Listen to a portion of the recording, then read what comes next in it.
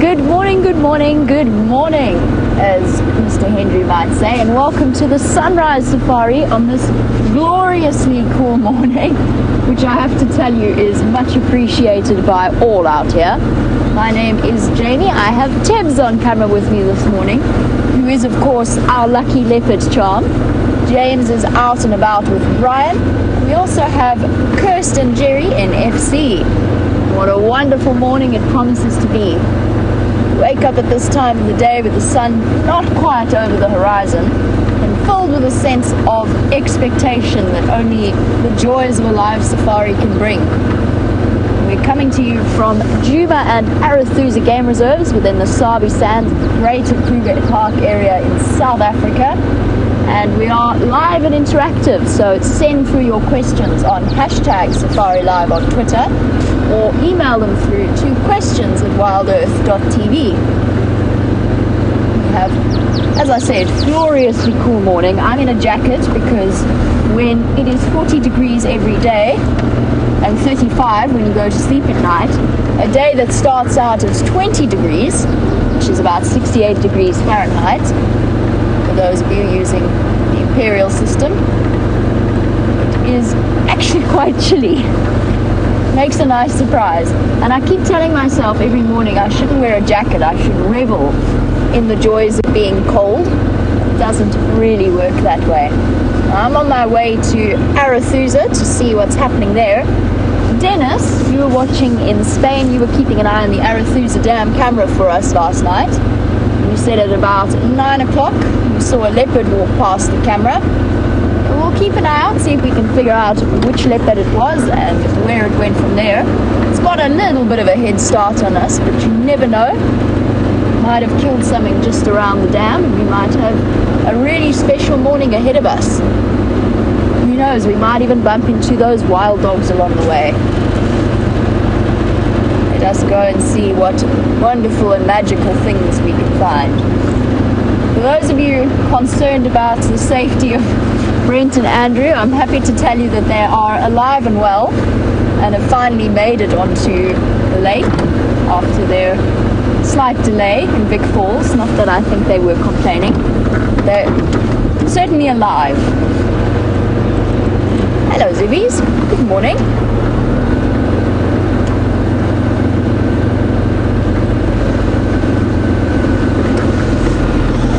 I'm going to come back to that. I want to know what that is.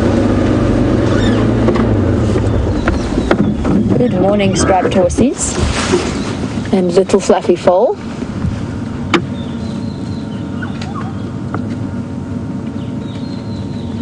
That is a very striking zebra. Little one following behind.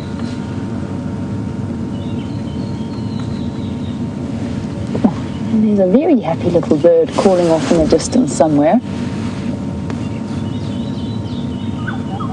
Sounds like one of the scrub robins.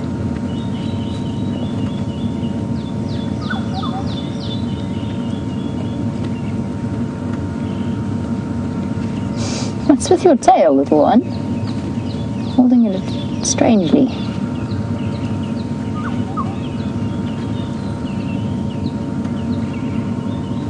And even the zebras are now munching on trees as well.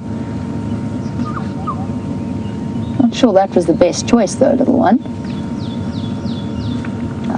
Scratching post. It's the way forward.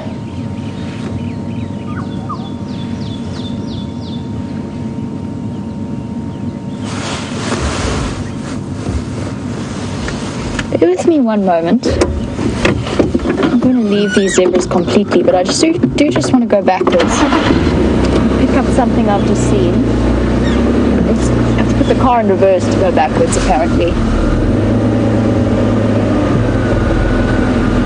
What have we got here?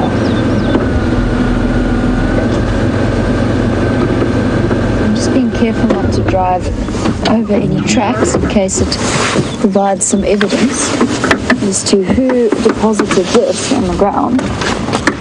Sorry, Zeds.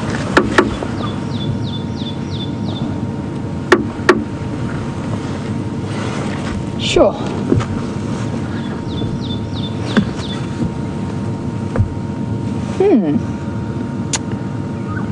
This is a bit of a mystery to me. Don't want to disturb the zebras. Okay, it is something similar to a potato. It's a tuber of some kind. It's still damp. So whatever pulled this out of the ground, it is still fresh. I wonder whether these zebra weren't responsible. It's unlikely. I haven't heard of them digging up stuff like this. Let me get in so I don't startle the zebra more than necessary. There's no tracks around it, but it is early. The light's a little bit... Oh my goodness, I bet you that's a bit toxic. I just have a feeling that maybe I shouldn't touch my mouth after this. Oops, sorry. It's a tuber of some kind. It's got a skin almost like a potato. And sort of thick and fleshy. Lots and lots of moisture within it. So something has come through and dug this up from somewhere. It's got a very spongy texture. My first thought was a porcupine. And porcupines are renowned for digging up things like this, tubers, and they move from spot to spot, sniffing them out of the ground, and then digging them out with very powerful claws. And they are pretty much vegetarians, our largest rodent in South Africa. The reason that I don't think it is just the sheer size of this. It's been carried from somewhere, and it's really big. I mean, it's actually quite solid and heavy. I don't think a porcupine, maybe. I mean, they're always stronger than we expect them to be. This is a mystery to me. Some kind of potato-like tuber. If you look at the outside, you can see what I mean about it being a potato. Safari Dean? It could be an African water root. I think it's slightly the wrong shape, but I'm actually honestly not sure. It's been munched, so it's difficult to tell. It is either a porcupine or maybe an elephant. First mystery of the day. Rather sandy, rather squelchy. I'm going to keep it. I'll return it. I will return it to nature because I think it's got quite a... Okay. Alright, Zebbies. I think it's got quite a value in terms of a nutrition source. Anyway, I'll see if I can figure out what it is. In the meantime, Mr. Hendry would like to say good morning to you and present to you some wonderful spotted creatures. Hello everybody. We're trying to show you an animal here, believe it or not, but it's so close that you can't actually see it. It is a little hyena. We're at the den, or the secondary den, quickly checking to see if we can spot the little cubs that are still inside the hole. I don't think we can at the moment. The mother is still plugging up the hole there. But believe it or not, Brian is not just filming the back of my head for the sake of it. There's a little hyena here. A little fluff ball, I would say of roughly 5 to 6 months old. Having a scratch, a good chew at the stump.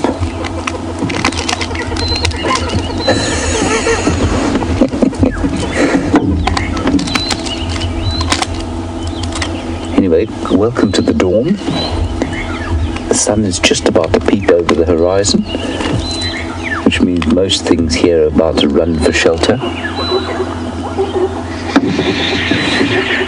You might be able to hear some zebra alarm calling behind us. Chop, chop, chop.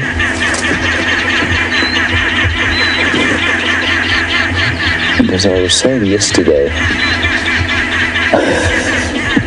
sorry about this. I was saying yesterday, the hyenas tend not to age particularly well. This one looks like you could take it home and make a fluffy pet of it. And of course, by the time they get to the age of Corky, you wouldn't want to take it anywhere near your home.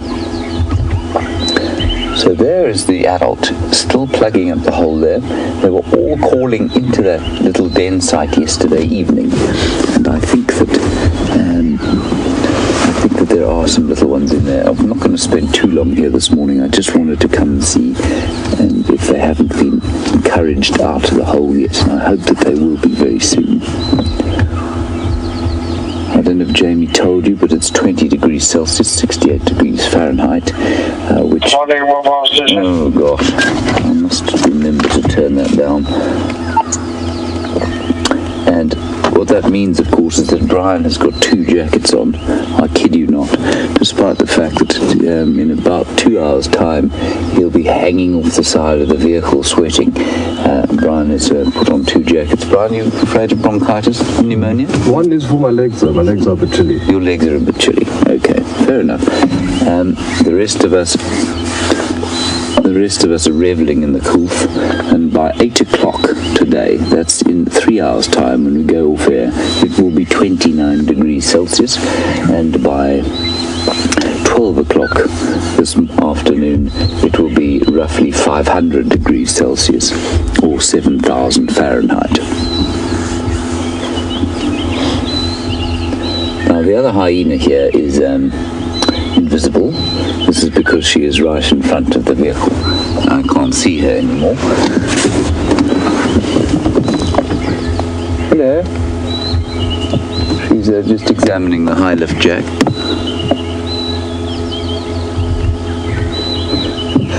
Oh, the bull bar. She's now chewing the bull bar. Hi.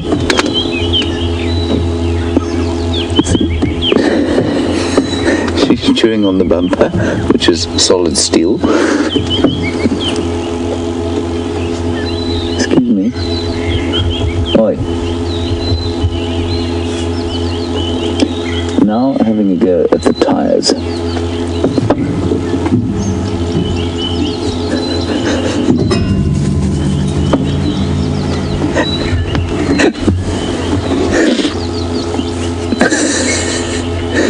Now, it's so funny because they're like this when they're little, but when they get to adulthood, they just lose interest slowly. They become very bored by the vehicles. They don't, they stop playing with us. They just ignore us completely, which is exactly how we want it to be, really.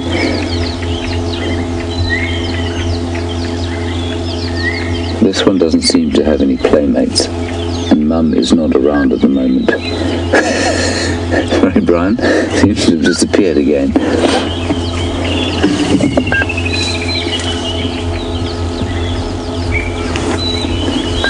On the right-hand side here. You might be able to see her.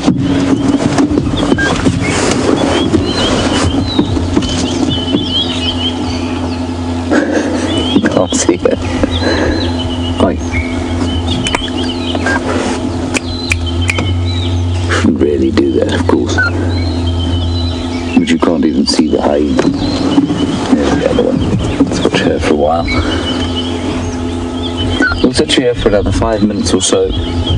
And the other advantage of that, quite apart from the fact that we can't see the little cub, or the little cubs with any luck, it's important that the mother gets completely comfortable with us. She certainly doesn't look in the slightest bit alarmed by us, but also that she just feels comfortable enough to bring the little ones out when they're ready, if we happen to be here.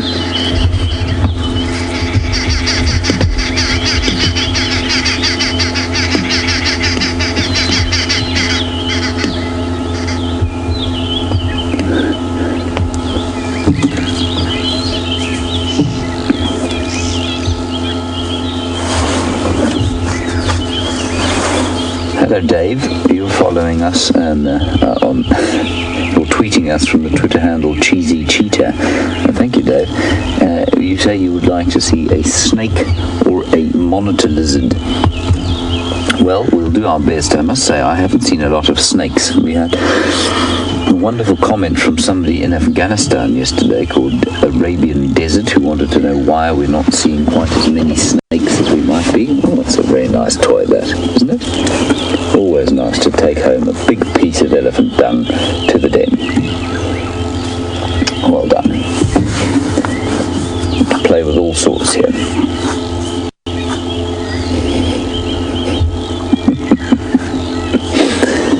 Dave, not a lot of snakes that I've seen. There are lots of snakes around. Brian, you haven't seen many snakes? So I think the lack of water, is keeping them kind of away a little bit. Monitor lizards, yes, we have seen a few. Certainly we were seeing a water monitor very often around the around the Djuma Dam, but at the moment not many.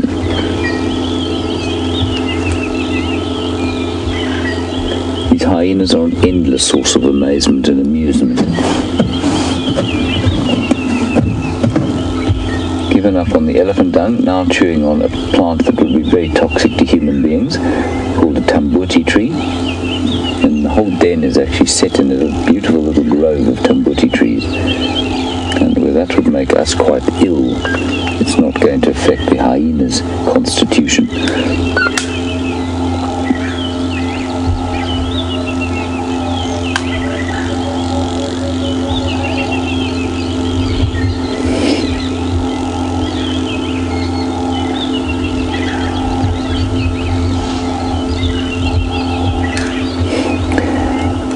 A follow-up there, you would like to know if any animal has ever climbed onto the vehicle. Obviously this hyena was chewing on the bull bar.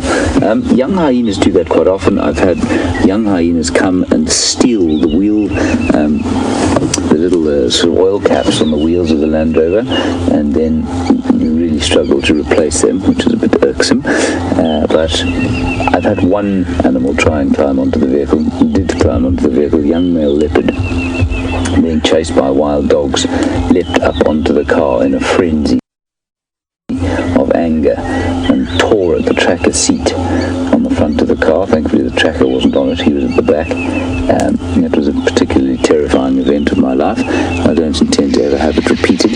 You really don't want wild animals on your vehicle, and it's an interesting one because, I know that most of you know this, but even a cute little animal like this, when faced with a threat, when faced with kind of when cornered, they will become utterly terrifying. A great example of that is a vervet monkey. Now, a vervet monkey, you would imagine, it's a tiny thing. It probably weighs about 15 kilograms, if that, a big male. And if you corner a vervet monkey, or if a dog, for example, corners a vervet monkey, those monkeys are incredibly fast. They've got very razor-sharp teeth, and they will throw everything into a fight. They very quickly realize when they're in a fight, and it is very scary. So you don't want any kind of animal around here. There's very little that we can physically outmatch out here, with the exception of perhaps a particularly docile squirrel, maybe a dwarf mongoose, a little one. But everything else is going to do some serious damage to a human being, even if you were to overcome them eventually.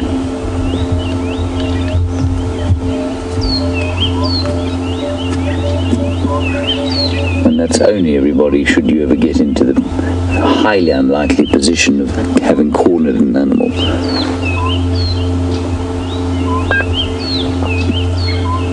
It's a bit rough when you're at the secondary den and the only thing you have to play with is an old piece of elephant dung.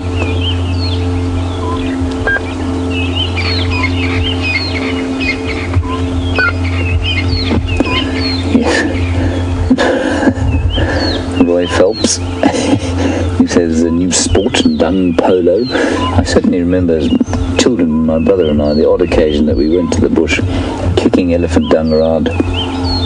Or rhino dung was a great sport, so I suppose the hyenas no different really. The backward elephant dung bite. The frontward sideways elephant dung bite. There are all sorts of different ways of doing it, of course.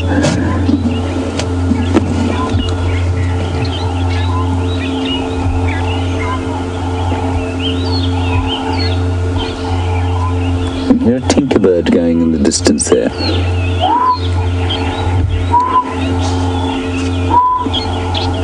It's now stopped, of course.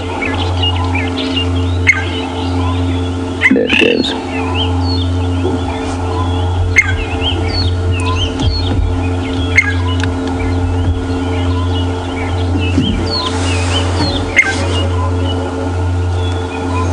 Hello, Kasif, you're a new viewer, and obviously for new viewers, having been told legends of African animals, when you see this kind of confiding behavior from the animals where they're not attacking us or not running away from us, you've drawn the correct conclusion that they are familiar with the vehicles.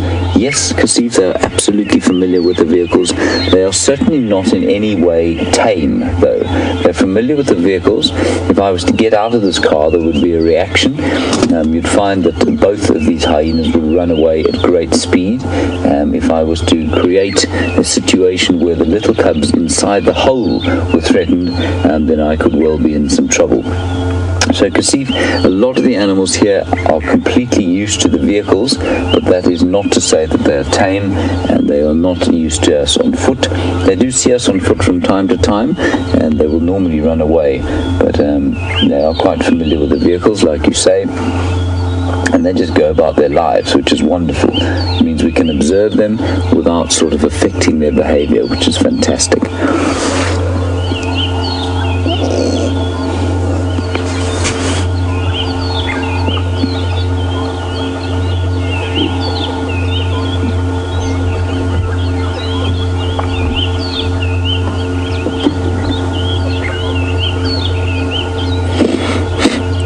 So of course one of the major threats to hyenas would be lions, and I mean if you ever want to watch a battle between lions and hyenas, the great Joubert film Eternal Enemies, I think it's Eternal Enemies, there are lots of enemies films and various synonyms for eternal. I think it's Eternal Enemies. Incredible sort of showcase of the battle, continuous battle that goes on between lions and hyenas. That was in Botswana. It's no different here. And Debbie, you want to know about lions. If they were to approach the den here, what would happen? What would happen to the cubs? Would they be able to kill the cubs? No, I've actually seen it happen at the other den. 3 lions appeared on the scene. Brian and I were sitting there minding our own business, and 3 lions arrived. And what happens is that the hyenas will assess the situation very carefully, just to decide whether they should stand, whether they should harass the lions, or whether they should run away. Now, we're a big pride of lions to walk across here. You'd find the adults would melt off into the bush at great speed. That youngster would go with an adult, or disappear down into the hole. That one was probably small enough still to get into a hole. Very young cubs will stay in their holes, and they construct special shelves on which to sit that no other animal can get at. So right inside the den, even if that mother wanted to go in there and fetch out the little cubs, if they happen to be on those specially constructed shelves at the back of the den, she won't be able to fetch them, and certainly no lion will ever be able to get its big head inside the den in order to pull out one of those little hyena babies. So the default kind of reaction is to get away. The cubs will look after themselves because they're safe inside the hole, and then they wait for the lions to go. In the case that Brian and I had when we saw those 3 lions, and sorry, I'm getting an amazing update here. Right. Jamie is following up on some wild dog tracks, which is fascinating. I'll get back to that little story, and I'm just going to update the game drive, and then we might go and help her. Stations, I'm not sure if you've copied this, but Jamie is following tracks of a pack of dogs on Zoe's Road, crossed onto Vuyatela from Zebra Drive. She's on her own there. I'm going to go and give her a hand now.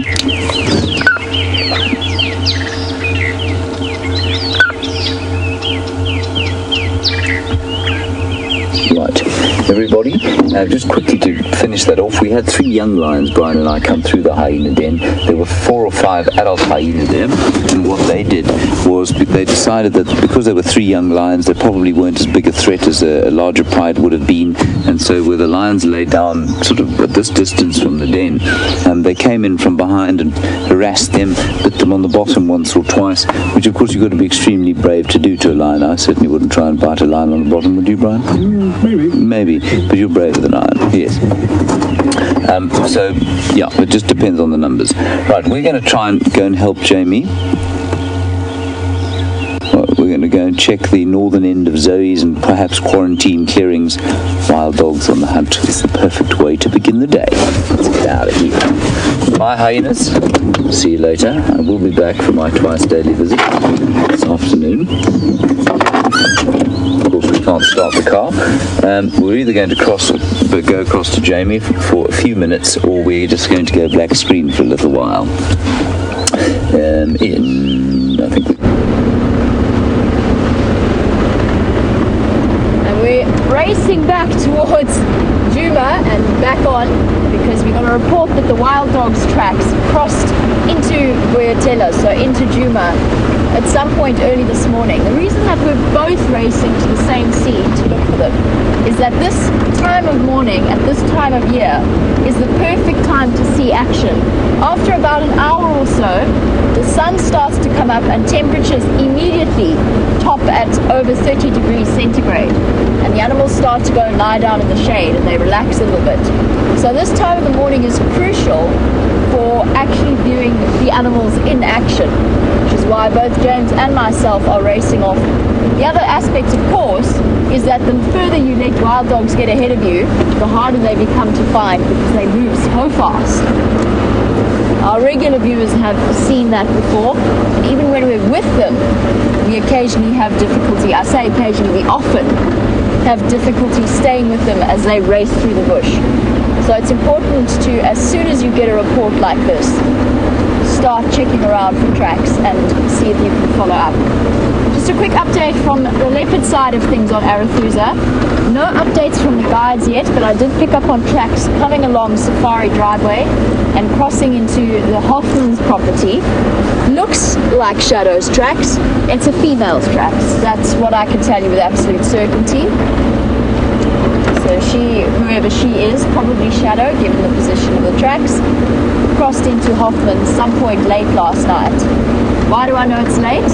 I don't necessarily know it was late, but I do know that it was at some point during the night, because a hyena has walked on top of them, and so has a civet. So in terms of aging them, particularly the civet tracks, are fairly crucial in that respect. Tracking at the same time as chatting to you, making sure I don't miss wild dog tracks pattering across the road. They've got quite tiny, quite delicate little feet. You'd be surprised. And they also don't necessarily use the roads. And if they do, they don't necessarily all walk together. They quite often will be spread out 20, 30, 40 meters apart when they cross, particularly if they're hunting or chasing something.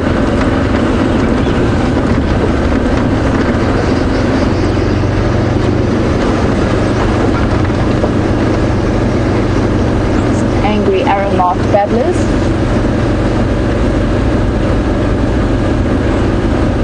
The position that they crossed would put them somewhere in this vicinity here.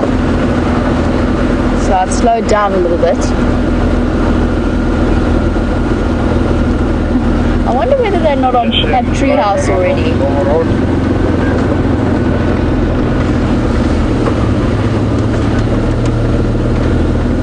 They seem to love treehouse down at the moment.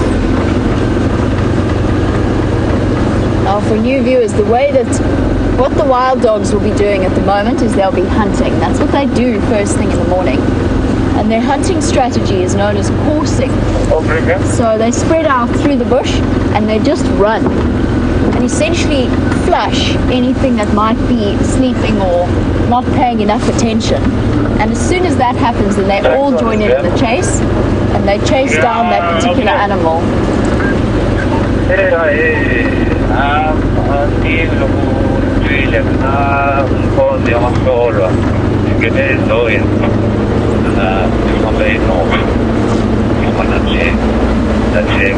I'm just listening to James chattering away. I'm listening enviously to James chattering away in Shangaan. I'm very, very jealous. I do not have the same mastery of languages that Mr. Henry has.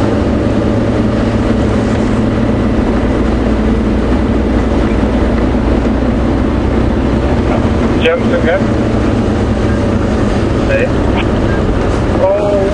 Oleh bulan Medileva Djuma de Marka Uma Eva quarantine 1 minute and I heard my name. My name was definitely mentioned in that conversation.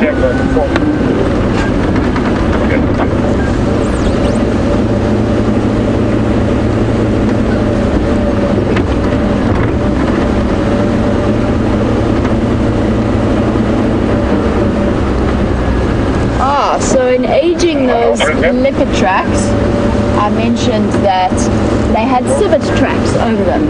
And Diana, you were wondering what a civet is. And the answer to that question is, it sort of looks like a cross between a mongoose and a badger, and maybe with a bit of cat thrown in there. And what I'll do is, I promise you, when we find these wild dogs, or when the chase is less urgent, I will show you a picture, Diana. And it is a small nocturnal creature about this big, maybe a bit bigger, that big, black and white in color, and it is an insectivore, essentially, one of the few creatures out here that eats millipedes. It is part of the Mastillaceae. No, sorry, it's not. It's part of the Viverridae family, so related to genets.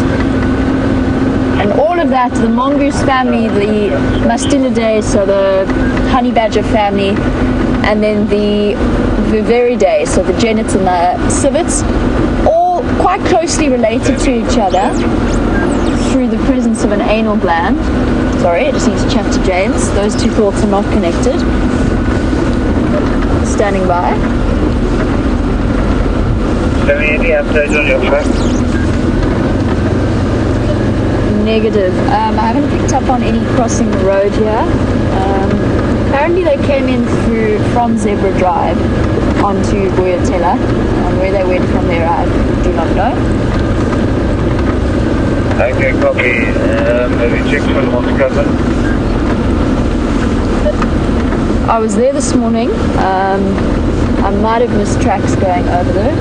I didn't pick up anything though. Okay, copy.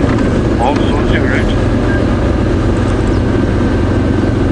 Yeah, just I'm thinking I'm on the terms of some kind of how check most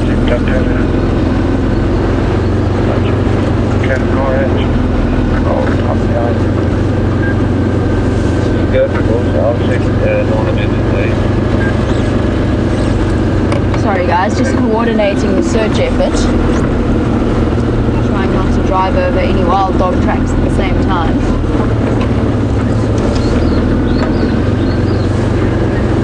Luckily the sun is now out, which helps immensely with tracking. It's very difficult to track in the dark. You can switch your headlights on, that does help to a certain degree.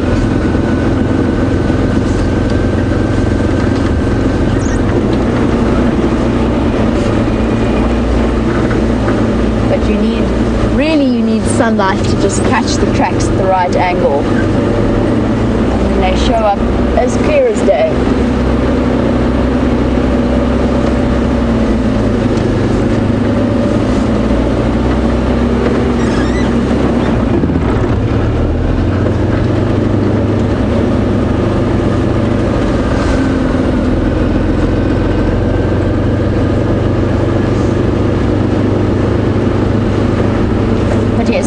Yes, I was talking about civets. So civets are nocturnal creatures, and they're actually generally creatures of habit. Usually if you see one set of civet tracks walking up the road, you usually find a second coming back on the same path in the opposite direction. They seem to walk very similar or set paths at night. Got tiny, perfect little paw prints as tracks, which I will also show you if I have a moment.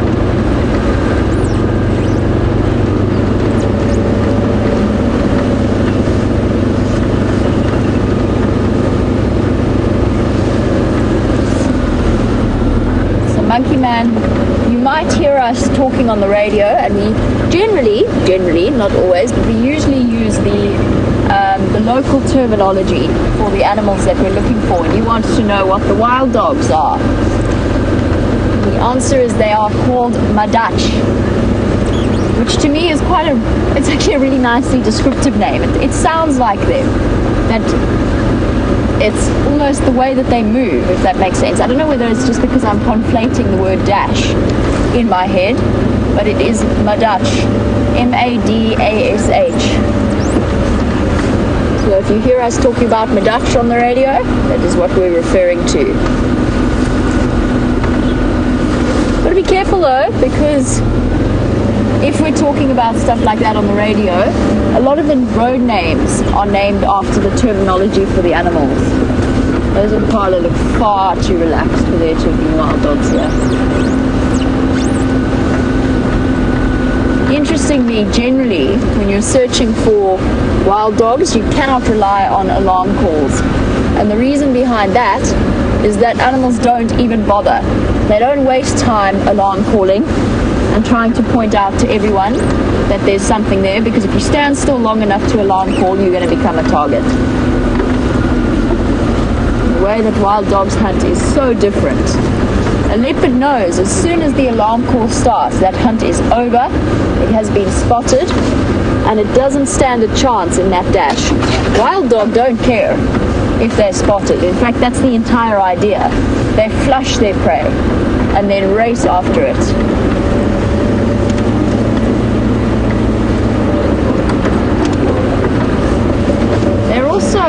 Although it is one of the most graphic deaths that wild dogs inflict, which has led to them having a really terrible reputation. In fact, it is probably one of the quickest. And Tim, you were saying that they say that most animals go into shock very quickly after being caught by a wild dog. And yes, absolutely. They're essentially eviscerated and killed within seconds of being caught. So in a way, could be considered to be quicker and more merciful than death by slow strangulation, as is what sometimes happened with the large cats. So wild dogs, they have been given a very poor reputation, but I think it's absolutely the case that the animal goes into shock. In fact, I would hazard to say that that animal, apart from fear, doesn't feel very much at the end of a wild dog hunt. Happens so quickly. I want to go and check exactly where those tracks went into Boyatella, because I haven't found any tracks coming out. That doesn't mean necessarily that we've missed them. It could mean that we're one step removed, if that makes sense. So they might have just crossed in here, and as I'm doing a circle, they might cross out exactly where I was before. It's really tricky to figure out exactly how to go about finding a wild dog pack.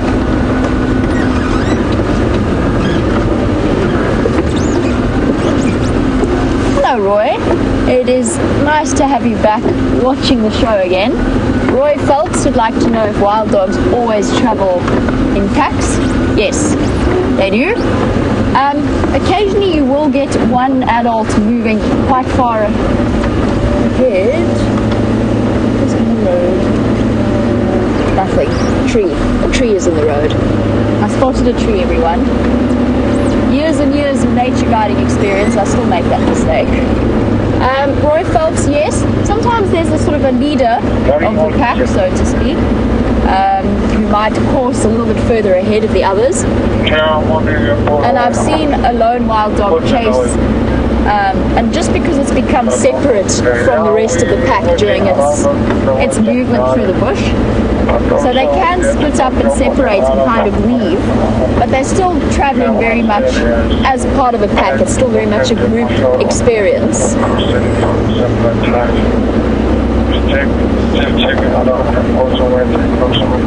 Sorry, I'm listening with half an ear to the radio.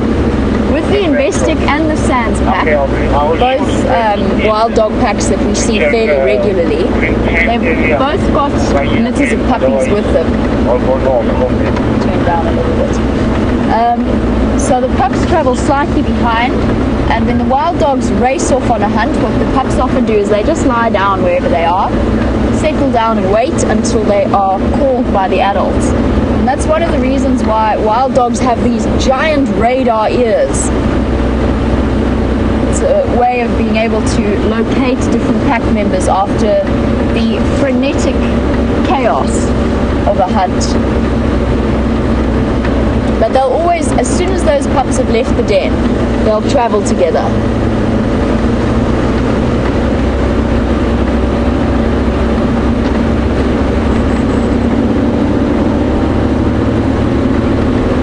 I've got a funny feeling about Treehouse Dam. I wonder that they're not going to repeat that pattern.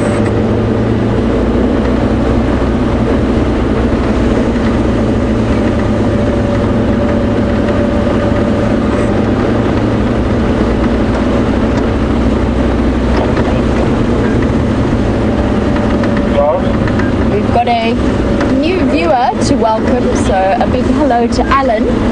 Alan, you wanted to know if this was in Kruger. We're open to Kruger. It's part of the Sabi Sands Game Reserve, somewhere that you probably will have heard of. It's one of the most famous private reserves within South Africa itself. So we are open to the Kruger National Park. Essentially, we are sitting on close to 3 million hectares of unfenced territory.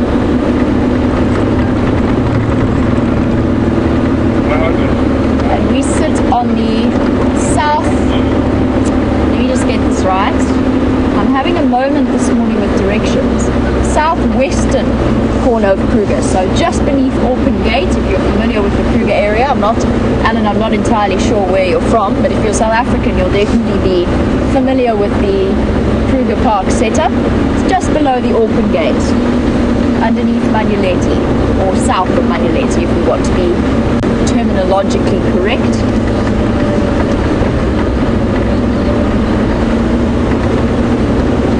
And we drive on our own little patch of wilderness around Djuma and Arathusa game reserves. So that's within our traverse area. Right. Where did these wild dogs go? I want to see these tracks for myself.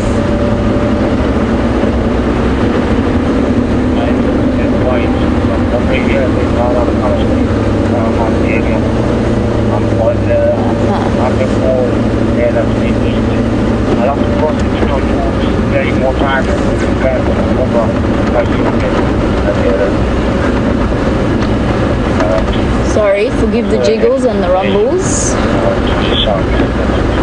There's hyena tracks here.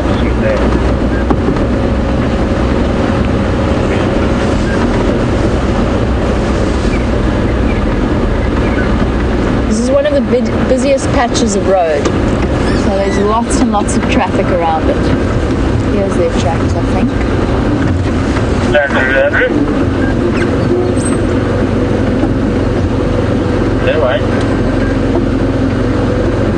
Backwards and forwards.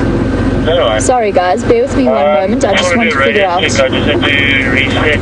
roughly if there's a pattern to the direction they're going in. They've gone in through here.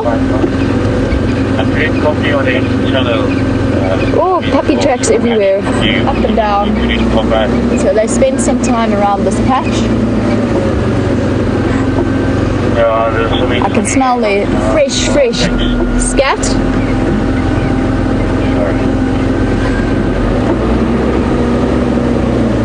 In fact, there's places here where they lay down.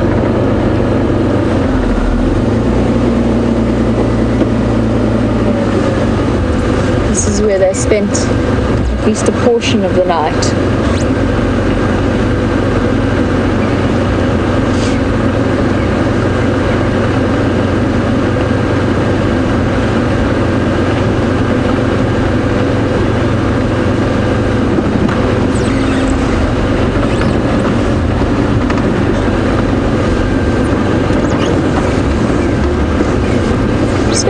Over here, let one of the other vehicles come past. Oh, never mind, it's a Djuma vehicle.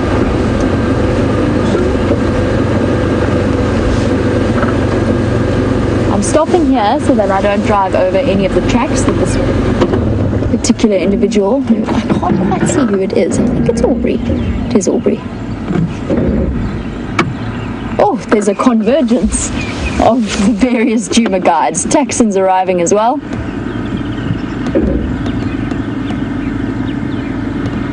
And these guys are just going to double check on where the tracks came from.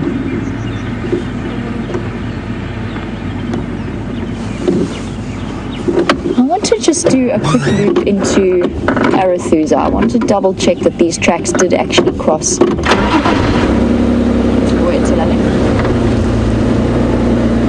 want to go chat to the guides as well, so let's head over to James so that he can update you on his search from that side.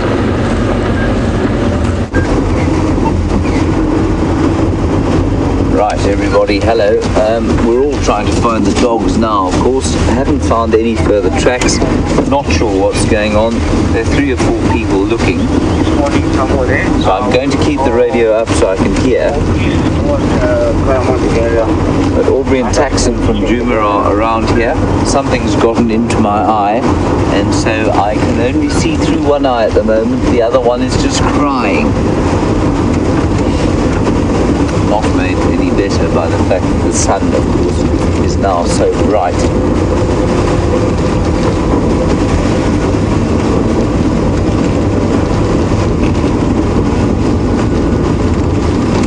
As usual, a beautiful golden morning. Just going to drive relatively slowly. Everybody's been rushing around now, all over the place, trying to find tracks here and there. Haven't found anything further, so the time has come to slow down a little bit and just be a little more detailed about our checking.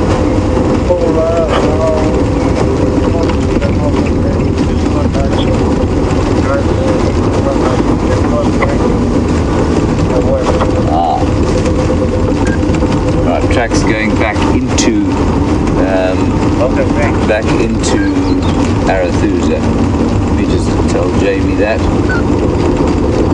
Orbs, at what position did they cross back? Yeah, just went to the corner here. Down to cross over to the west center of it. And Jamie, she's gonna try to follow them. Okay, couple thanks. Right, well that's the end of that search for us. They've gone into Arathusa, and Jamie is going to carry on following them there. We can't take this vehicle there. It will be signalled immediately. So we shall gently continue on our way.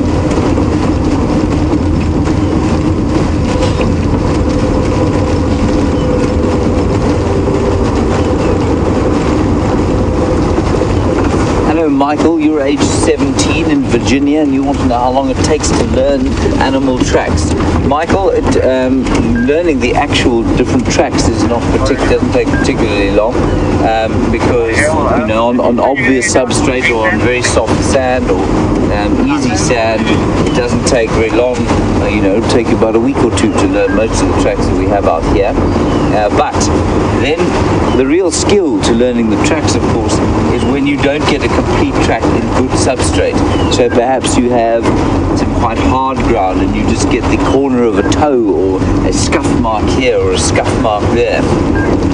Or you learn how to track, say, a buffalo or a rhino just from watching where they've been eating.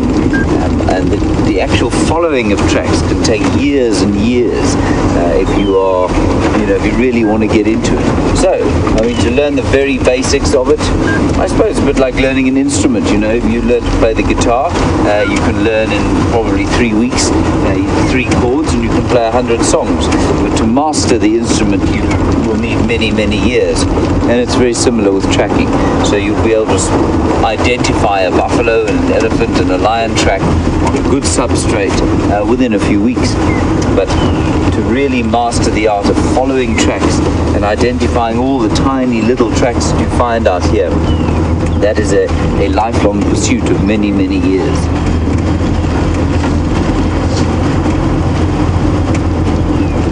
The best trackers dedicate themselves to it completely. It's just like any other profession or any other activity. If you really want to become a truly brilliant master at anything, you've got to dedicate yourself to it completely. And I'm certainly not up there with the best trackers. I can get by in this area, but some the best trackers make very appalling guides. You know, they're so focused on learning the tracks and learning how to following animals. And this is an amazing thing to watch an experienced tracker following animals through the bush, where you can't see anything as to where they've walked, how they've walked. Thank you for that, Michael. You can see that the sun is now quite bright in our eyes, and well, it's going to be another scorcher.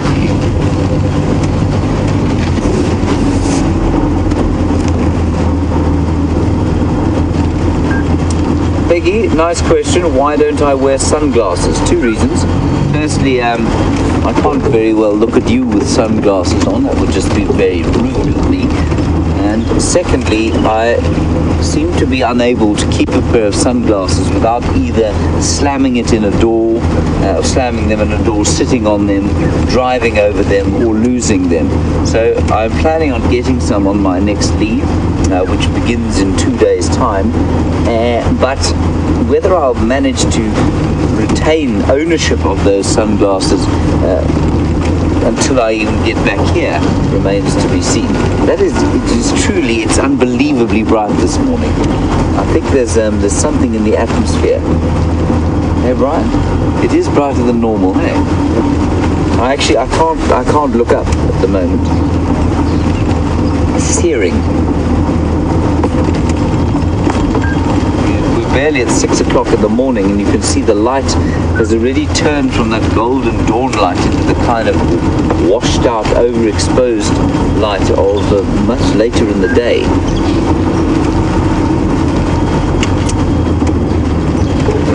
Okay, we're just going to drive around here, see if we can't pick up any tracks of perhaps a leopard or two.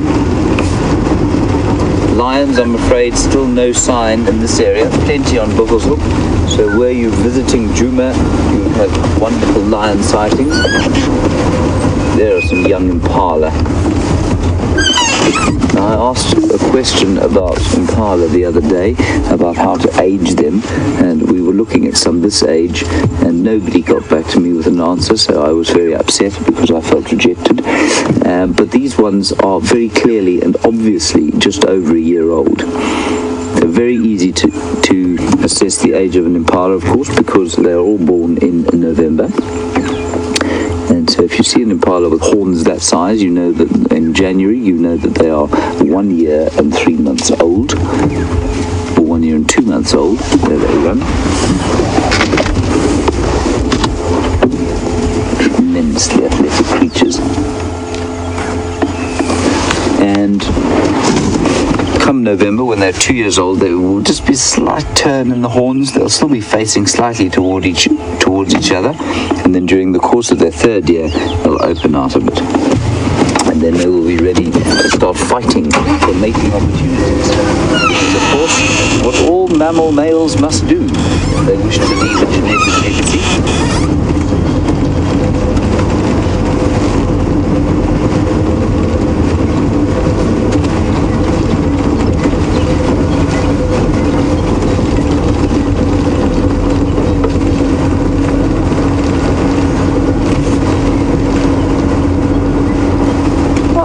Very nice question. You want to know when was this area first settled by Europeans? Well, the Great Trek began, if I'm not mistaken, around 1836, and that was basically what precipitated European settlement of this area. And the Great Trek was basically the Dutch settlers of the Cape deciding that they didn't really wish to be around the British settlers of the Cape. The British came in and annexed the place and tried to impose tax, banned slavery, and the Dutch settlers then hopped into their ox wagons and headed for the hills, as it were.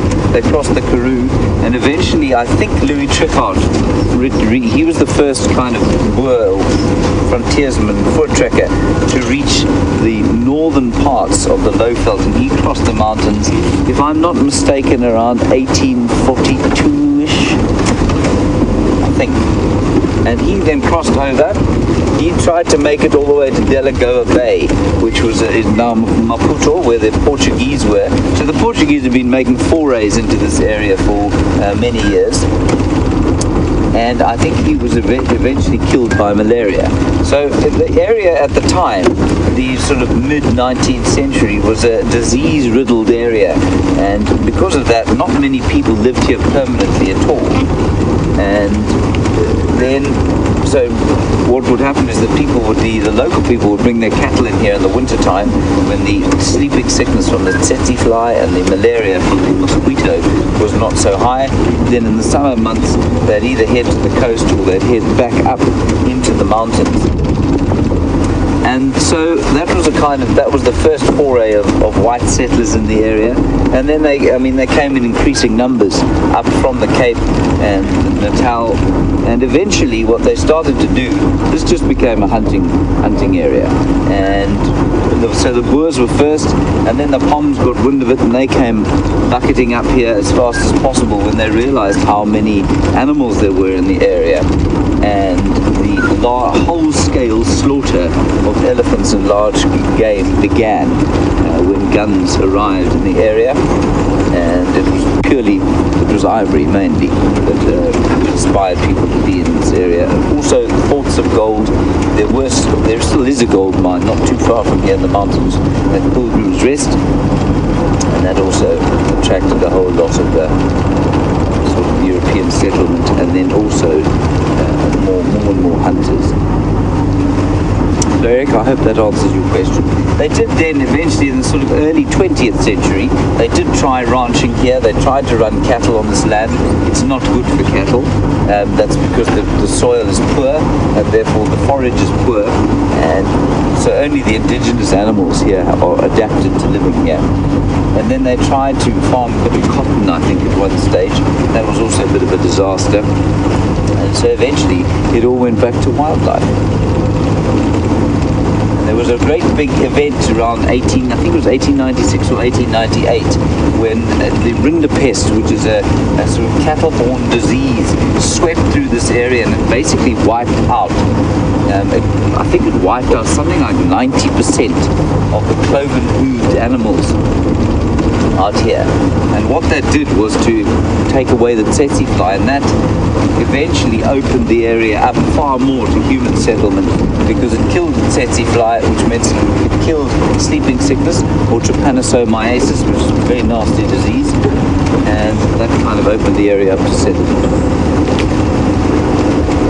So there's a brief history lesson for you, Eric. I may have got my dates slightly mixed up. That's the best I can do for now.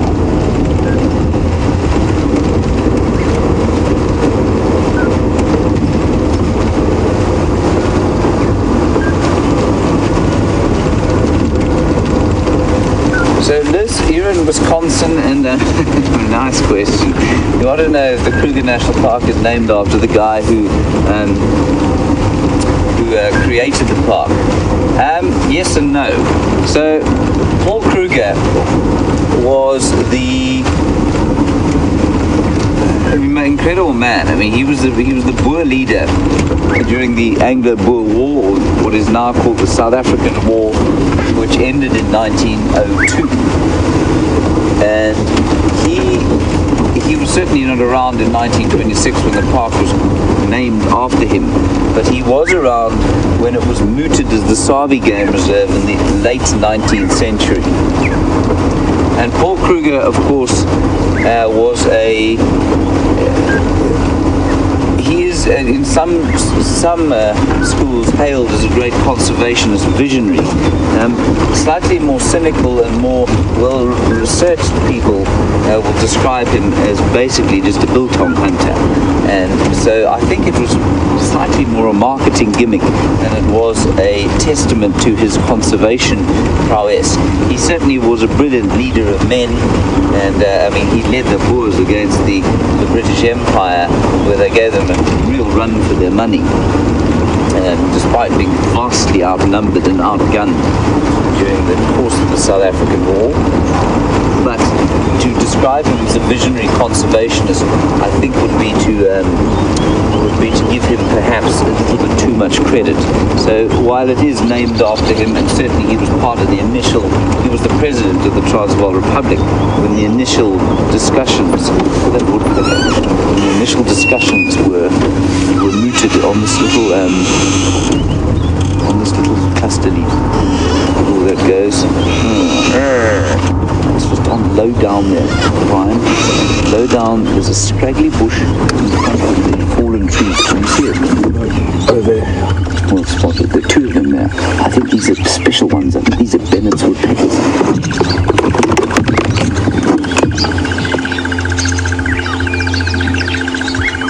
The cardinals. Two beautiful little cardinal woodpeckers. Isn't that special?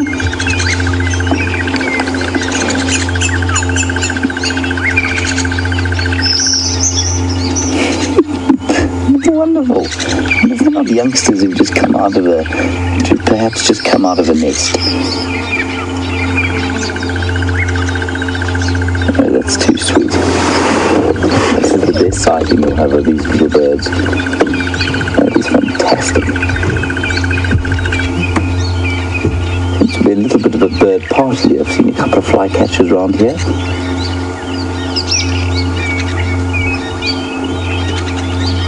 A bit more of a dawn chorus breaking now. A couple of hornbills calling.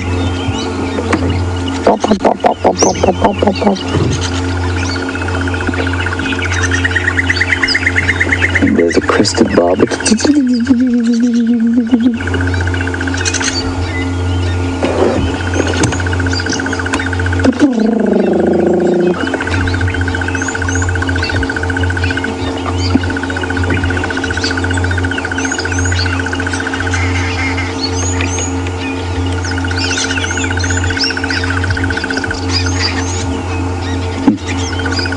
You still got them there, Brian? I can't see. Lost them now. What a great sighting. Two cardinal woodpeckers. You can see them flitting about in there. There you go.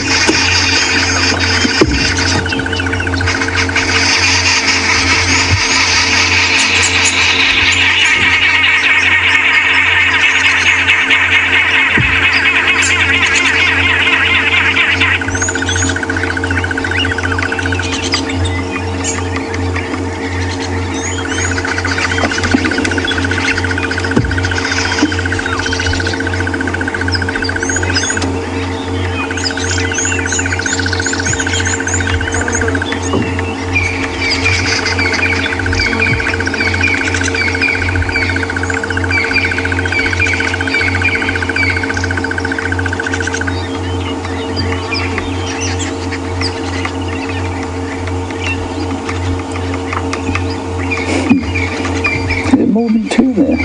Just the two. Just the two. But the reason I say I think they're youngsters is that they are the same sex.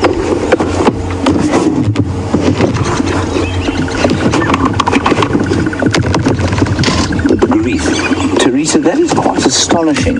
You say these are the first for your bird list out here. That's not so astonishing, but the number of your bird list is massively impressive. 216 birds you've seen here on camera. Now, I wouldn't be so amazed if it hadn't been on camera. But 216 is not much. I mean, that's pretty close to our total bird list, I would imagine.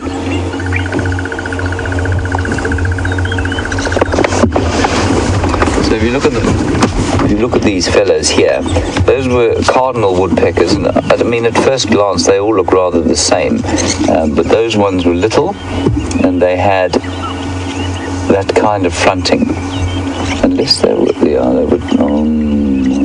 too small to be golden tailed, I'm pretty sure. I think there were two little males. I'm now starting to doubt myself slightly.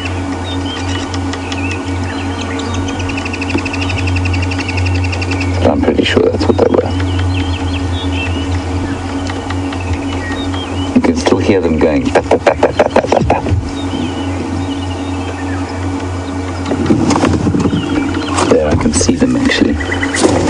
just going to have a quick look with my binoculars, these powerful binoculars of mine, to make sure that I'm comfortable that they are cardinals and not little golden tails. I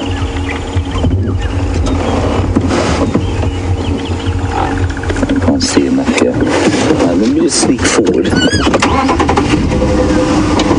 So I reckon our total bird list around here, probably with vagrants, is maybe tops 300, maybe. So to get 216 on camera, I mean, that is really a remarkable achievement. I'm amazed that we've managed to film 216 birds.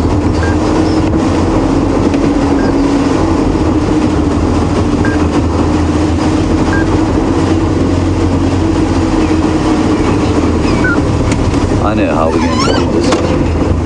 I can't see them anymore. I'm just going to play the call because I can hear them going.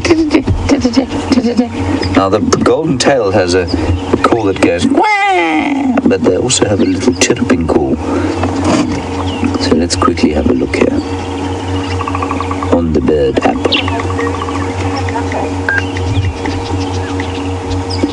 Woodpecker. This is the cardinal's call.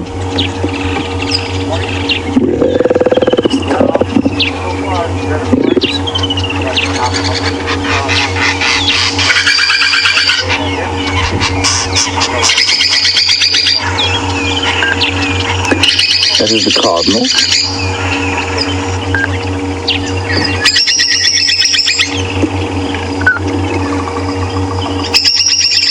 Right. Now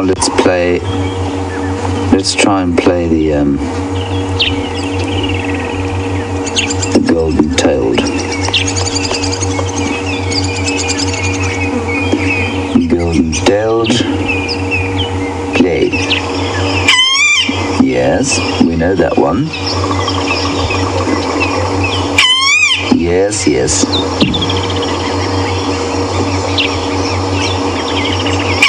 Yes, yes, give us your other one, come on.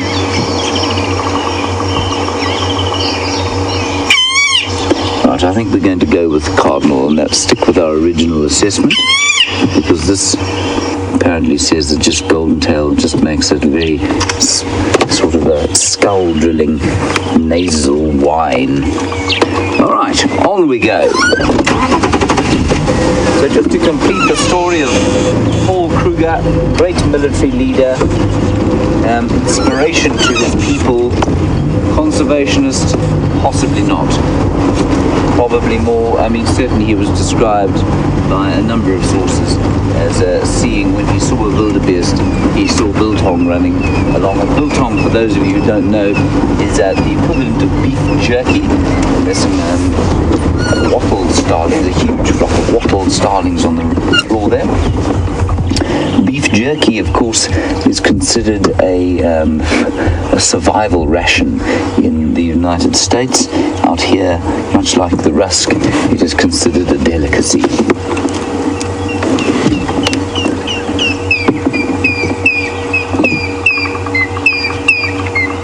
Now these birds, nomadic birds, arrive in great numbers and then disappear, and you don't see them sometimes for years.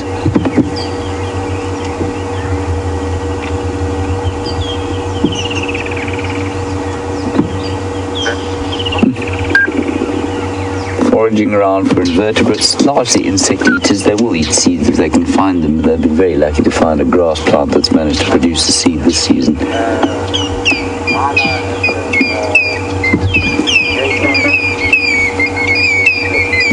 You can hear the grey hornbills going. Plaintive call. So sad.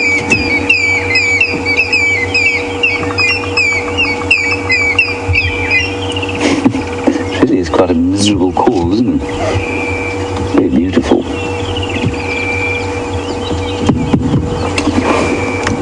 Alright, there we go. On we head.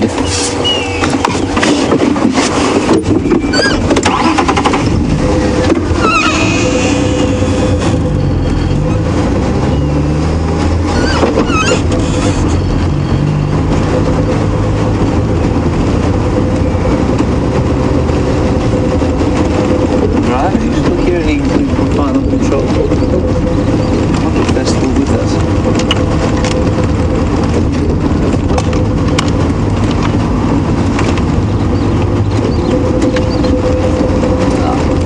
They are still with us. They're just helping Jamie with her tracking because they're watching the Arathusa Dam camera, of course, where those wild dogs might arrive. So do keep an eye on it if you're watching multiple screens. The Arathusa Dam cam is where it's at, as they say. So perhaps swap your Djuma Dam cam in for the Arathusa one. Could well be some wild dogs running past there fairly soon.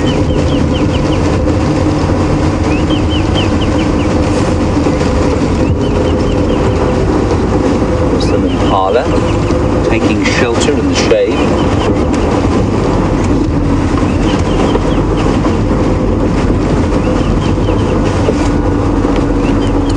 Alright, let's head across to Jamie. She's going to tell us about her tracking of the wild dogs. I'm going to head to Treehouse Dam. See you now.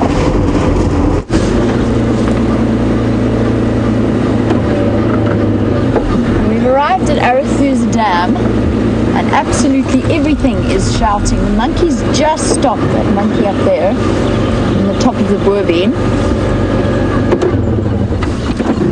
He was chattering away at something. The geese are alarm calling. There's the monkey surveying. The geese are all in a tree. There's male leopard tracks coming down in towards the dam, but they look like they're from last night, which makes me think that he may even have spent a little bit of time here before going back on himself, just because everything's gone quiet now and the geese are chattering. But Egyptian geese are renowned for alarm calling long after the threat has passed. I think let's try and check in the opposite direction. You guys keep an eye on the Arathusa Dam camera, see if anything pops out there. Keep a close eye because I'm not sure which direction these alarm calls are trying to tell me. The monkeys were looking over this side. The squirrels were chattering as well, and so were the guinea fowl. Almost all of that suggests to me that there's a leopard in the vicinity, and the fact that the Egyptian geese are up in trees is particularly telling. This is a favorite leopard hotspot. These tracks crossed from this road straight into here. But the fact that the monkeys aren't still alarm calling tells me that I don't think the threat is walking in this direction. They would still be chattering if it was. So, where is this creature gone? I'm still on the lookout for the wild dogs as well. Now, the animals alarm calling here are not alarm calling at a wild dog. Wild dogs are not a threat to things like monkeys or Egyptian geese or squirrels. So generally you find those animals don't alarm call. I'm just going to stop for a moment.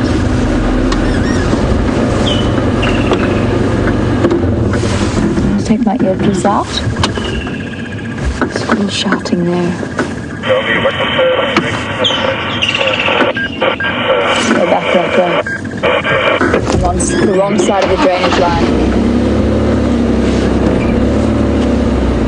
Oh, the excitement. Keeping us busy this morning.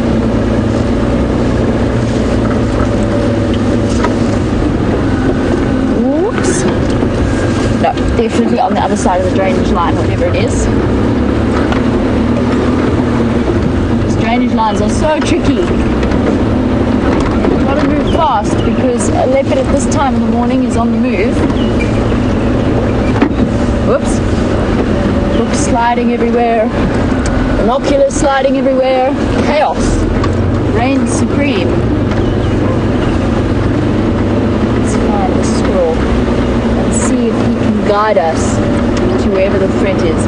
Egyptian geese sitting in trees, guinea fowl sitting in trees, that is a very, very good indication that a leopard's come wandering through. Where's his tracks? Gotta be here somewhere, surely.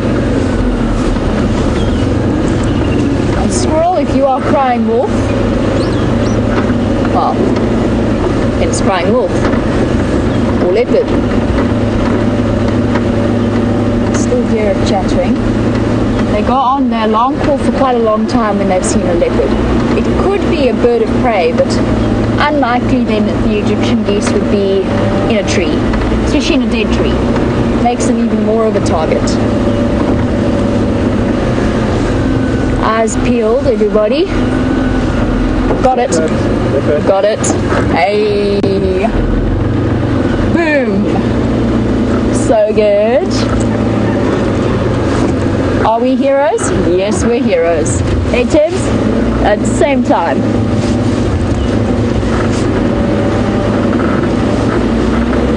Oh, yeah. Oh, that's a satisfying feeling.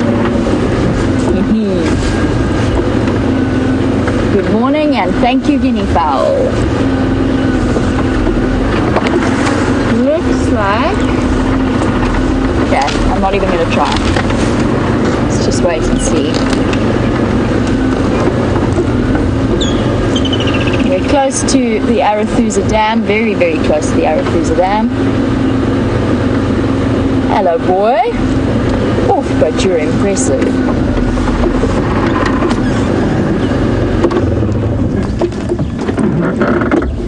What's that behind him?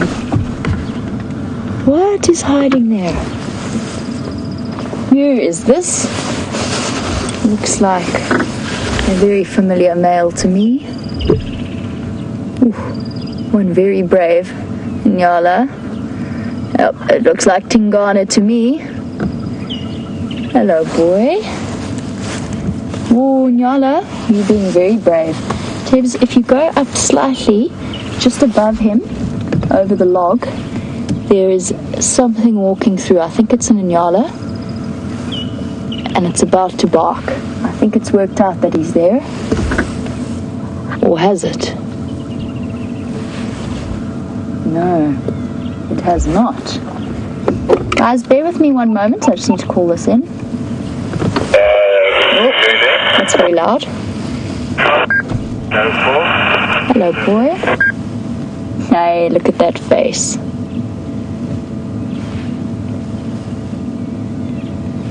I'm just keeping my voice down. He's sleeping. Oh, no. Get up. He wants to be asleep.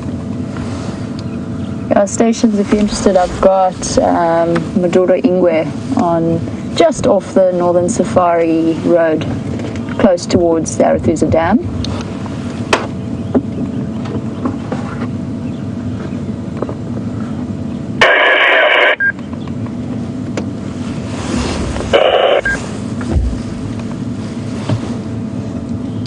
Our stations, I can't copy you clearly, but you're more than welcome to make your way. Northern Safari Donga, close to the pump house actually. Right, thank you squirrels, thank you guinea fowl.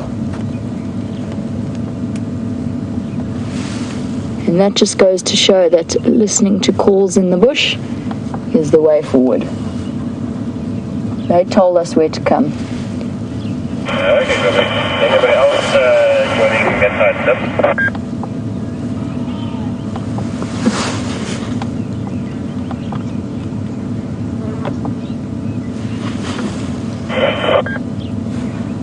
Tom, you've asked a really good question about alarm calls.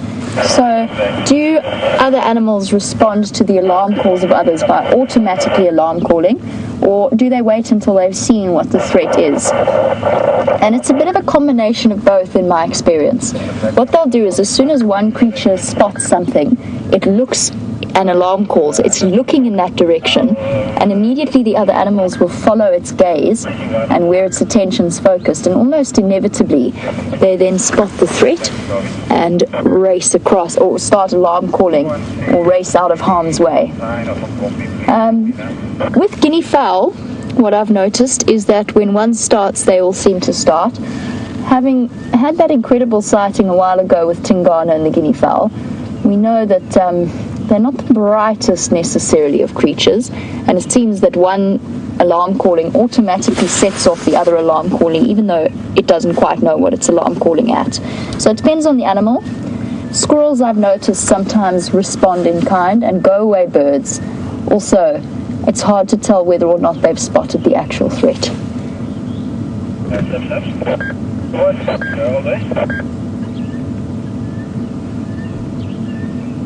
Cool, man. What a good way to start the morning, hey Tibbs? Your favorite animal?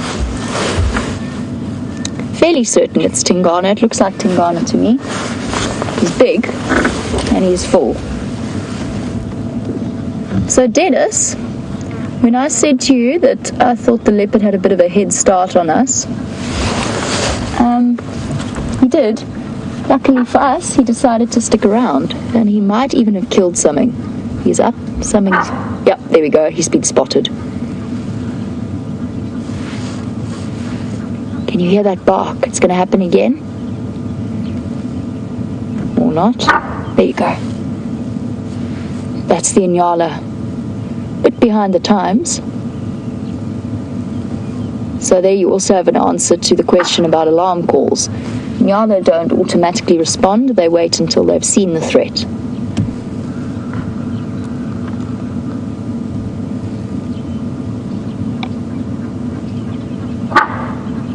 That deep bark.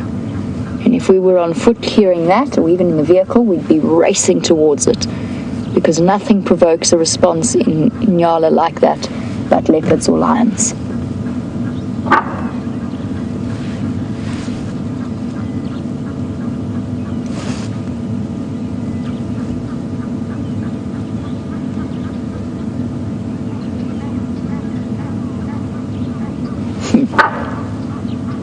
He's not too bothered. Seen this behavior with him a lot. And usually Karula or Shadow would have slunk away. And Teresa, you wanted to know what the name Tingana means, because quite often he's spotted something. Sorry, Teresa. Give me 1 second. He's attracted by the noise of the Inyala moving off in the bushes. He knows they've seen him, but the question is that going to deter him from hunting them?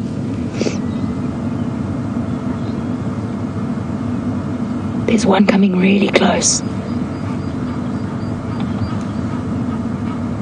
There's one, I think the same one that was walking up. No, it spotted him. He's watching it move past. And they're racing away.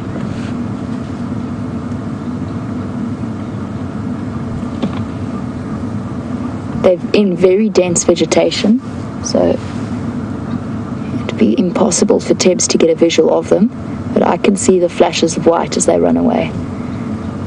And just by lifting his head, he gave his position away completely. I don't think he was interested in hunting them. That belly looks quite full to me. He's still listening, and the reason he's so alert is it's a good way of making sure nothing sneaks up on him as well. Doesn't pay to ignore noises in the bush.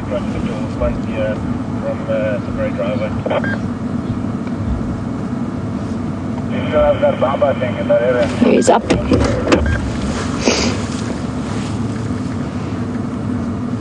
And looking backwards over his shoulder. Don't think he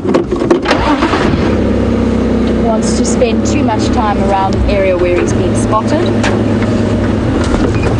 We're going to try and stay with him. This is a very, very tricky area. So there is a chance that we might lose visual of him. There we go, they're getting fouled again.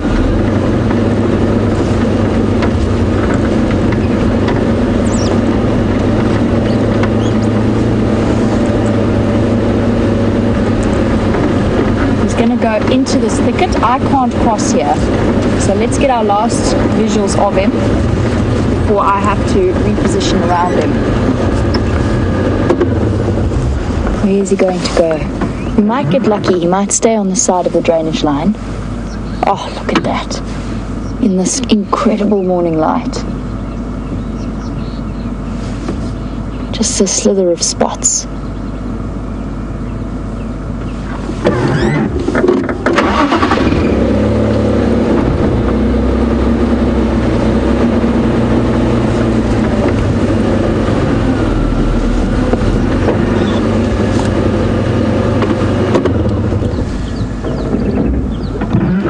Guys, I need to reposition and I need to race around. While I do that, let's pop back across to James. I'll be with you shortly. In the Arabic word zarafa. Now, if you happen to be a person who speaks Arabic, you are looking at the fur. Oh, that's a wonderful shot of zarafa, or the giraffe. Beautiful southern giraffe, one of 9 subspecies, of course, and this one the only one we get here, and we were so close to him, but quite astonishingly I nearly drove clean past him. I was looking at tracks and looking about the place. Brian was looking the other direction, hoping to see what he could see, and then I suddenly looked to the right and there was a deeply surprised looking giraffe standing not more than maybe 10 feet from the road. He moved off a little bit when we reversed back, but now he's watching us while he chews his breakfast for the second time. And if you listen carefully, you can actually hear him chewing. You can also hear the swish of his tail.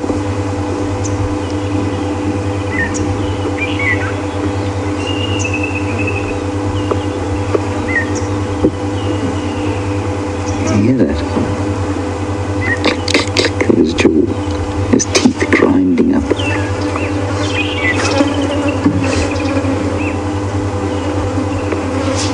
Swish, swish. Otherwise, all is very peaceful out here.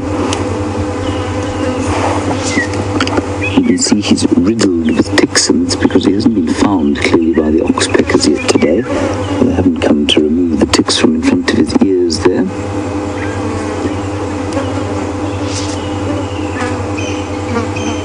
Lots and lots of ticks all the way up the horns there. And he's been particularly confiding. I think he's quite enjoying watching us also. You know, it's quite entertaining for him to have something to look at while he has to re-chew his food. And you can see the back of his head there. That was that's the back of the skull, which I think, I keep forgetting which is which of the first 2 cervical vertebrae. The axis and axle joint is there, and in a giraffe it's so pronounced because that joint is able to bend 180 degrees. Now, wherever you're sitting, stick your head back and try and just articulate the first joint in your neck, and you'll find that you can probably turn that joint, if you're particularly supple, about 90 degrees. But you cannot do it 180 degrees. It just gives the giraffe that extra reach up into the trees. As far as I know, there are not many other mammals at all who can do that, if any.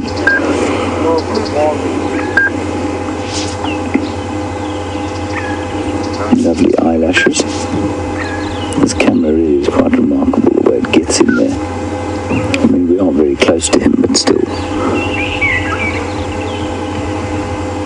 Beautiful detail of his skin. You can see how washed out the sky is.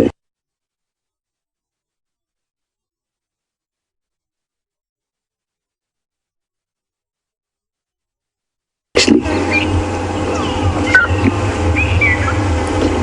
I mean, I do make quite a lot of mention of heat and the kind of drought, and it might sound a little bit kind of dreary and almost sort of I don't know, depressing. It isn't. It's fascinating to watch an area in condition like this. We know that the drought will eventually break, and it will become that much sweeter when it does. I just hope that I'm here when it does. Right, Jamie's got her leopard again. Let's sit straight back there and we'll see what else we can find. Which side to cross? Shadow. Yeah, well. There we go. Safari driveway. Beautiful Tingana. Perfectly highlighted in the morning sun. Sitting like a king upon a throne on a termite mound. We're actually perfectly eye level with him here. The reason I'm not moving any closer, first of all, is because, or looking for a better position, is first of all because he's quite unsettled. And also, secondly, there are other vehicles, oh, he's up, making their way to the sighting. Nope, he's just repositioning himself. Cool. Okay, then you can shift forward a little bit. Here comes my vehicle. Hear it?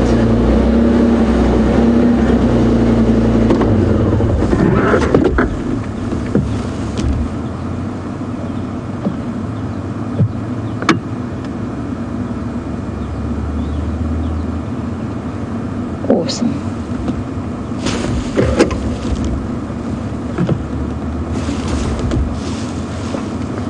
Oh yes, Teresa. Sorry, you wanted to know what Tingana means. To the best of my knowledge, Tingana means shy. Usually the different names are given to leopards to reflect their personalities. And I'm not sure where Tingana came from or how he got his name.